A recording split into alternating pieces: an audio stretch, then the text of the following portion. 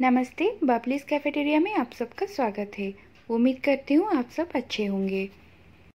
आज मैं आपके साथ शेयर करने वाली हूँ ओडिशा का एक पॉपुलर डेजर्ट, जिसको कि आप ओडिशा का शो स्टफर डेजर्ट भी बोल सकते हैं।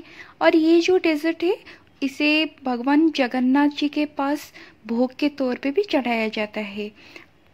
यानी कि मैं बात कर रही हूँ छेना पोड़ो की। तो आज मैं आपके साथ शेयर करने वाली हूँ छेना पोड़ो की रेसिपी। ये जो छेना पोड़ा आप देख रहे हैं, इसके पीछे भी एक कहानी छुपा हुआ है।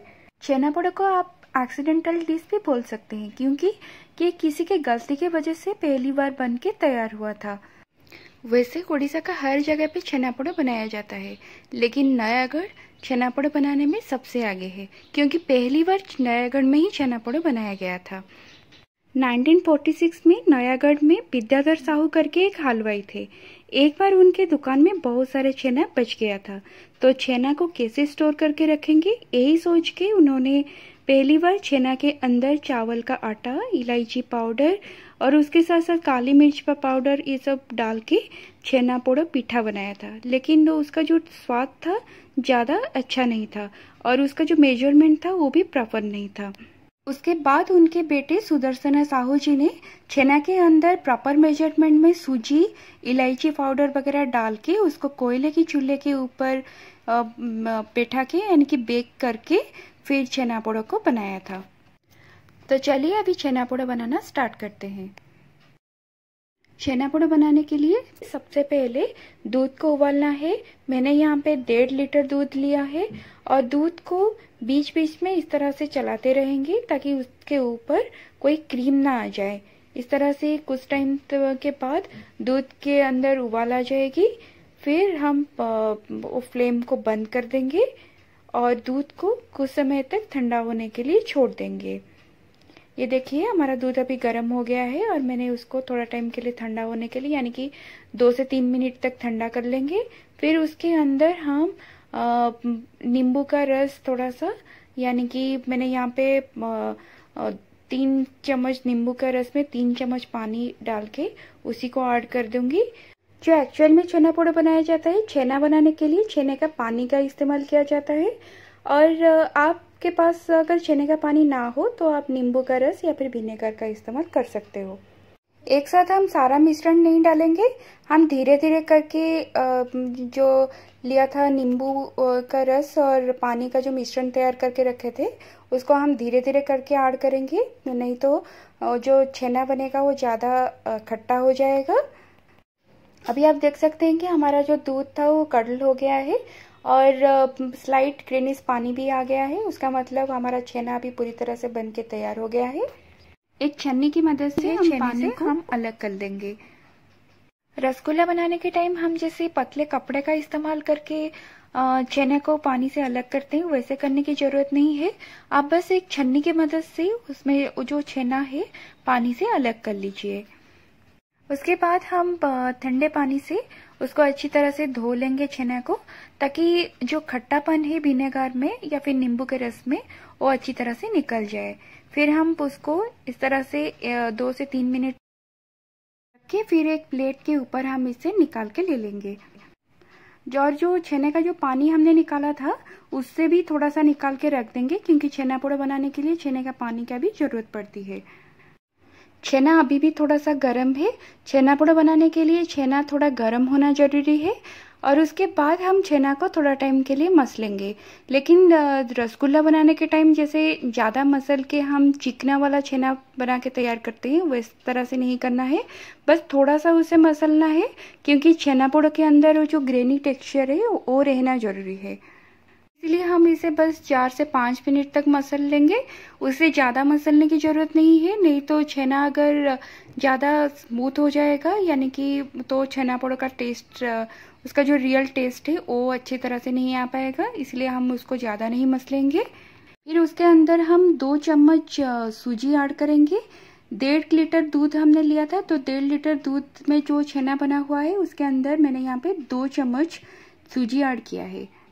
और उसके साथ हम इसके अंदर चीनी भी मिलाएंगे। चीनी आधा कप के करीब चीनी लिया है। ये अगर आप चम्मच से मेजर करेंगी तो ये 8 चम्मच के करीब चीनी हो जाएगा। मैं जिस तरह से आपको बोल रही हूँ बस आप उसको फॉलो करके अगर छेना पोड़ा बनाते हो तो आपका छेना पोड़ा कभी भी ड्राई नहीं होगा और अच्छी तरह से बन के तैयार भी हो जाएगा। फिर हमने जो मिक्सचर अभी बना के तैयार किया है उसको एक बाउल के अंदर निकाल लेते हैं। इसे बाउल के अंदर निकालने के बाद हम इसके अंदर छेने का पानी ऐड करेंगे। धीरे धीरे करके छेने का पानी को हम ऐड करते जाएंगे और ये जो बैटर जैसा हमारा बन के तैयार हुआ है उसको मिक्स भी करते जाएंगे। छेने का पानी अगर हम नहीं डालते हैं, डायरेक्ट उसको हम बेक कर लेते हैं तो हमारा जो छेना पोड़ा है वो बिल्कुल अच्छा नहीं बनेगा, मतलब बहुत ही ज़्यादा ड्राई हो जाएगा। इसलिए छेने का पानी डालना ज़रूरी है। फिर भी ये मुझे लग रहा है कि ये ठीक तरह से नहीं हुआ है, और भी थोड़ा सा पानी चाहिए, तो मैं उसके अंदर और भी थोड़ा सा छेने का पानी ऐड कर देती हूँ। बिल्कुल इसी कंसिस्टेंसी में हमको ये बैटर चाहिए था। उसके अंदर फिर हम आधी छोटी चम्मच इलायची पाउडर और उसके साथ साथ कुछ कटे हुए कैशू नट भी ऐड करेंगे। कैशू नट डालना बिल्कुल भी ऑप्शनल है। और फिर उसके अंदर हम 1 चम्मच घी भी ऐड कर देंगे। घी डालने की वजह से छेना पोड़ा का फ्लेवर बहुत ही अच्छा आता है, तो आप इसे डालिएगा ज़रूर। अभी हम जो छेने का मिक्सचर बना के तैयार कर रहे थे वो अभी पूरी तरह से बन के तैयार है। तो अभी चलते हैं नेक्स्ट प्रोसेस की तरफ। हम इस तरह से एक केक टिन लेंगे और उसको अच्छी तरह से घी लगा के ग्रीस कर लेंगे। लेकिन एक्चुअली जो छेना पोड़ा बनाया जाता है उसको एल्यूमिनियम की हांडी के अंदर चारों तरफ से साल के पत्ते से कवर किया जाता है। फिर छेने का जो बैटर है उसको उसके अंदर डाल के फिर जलता हुआ अंगार वाला चूल्हे के ऊपर वो हांडी को रखा जाता है और हांडी के ऊपर फिर से जलता हुआ अंगार बहुत सारा डाला जाता है ताकि अच्छी तरह से जो छेना पोड़ा है वो अच्छी तरह से बेक हो जाए। लेकिन घर पर हम बना रहे हैं तो मेरे पास वो साल का पत्ता भी अवेलेबल नहीं था, तो मैं इस तरह से कढ़ाई के अंदर एक स्टैंड को रख के उसको 5 से 10 मिनट तक प्रीहीट किया है। उसके अंदर फिर हम जो बैटर हमने रखा था वो केक टिन के अंदर उसको रख के 50 to 55 मिनट्स तक हम लो फ्लेम में उसको बेक करेंगे।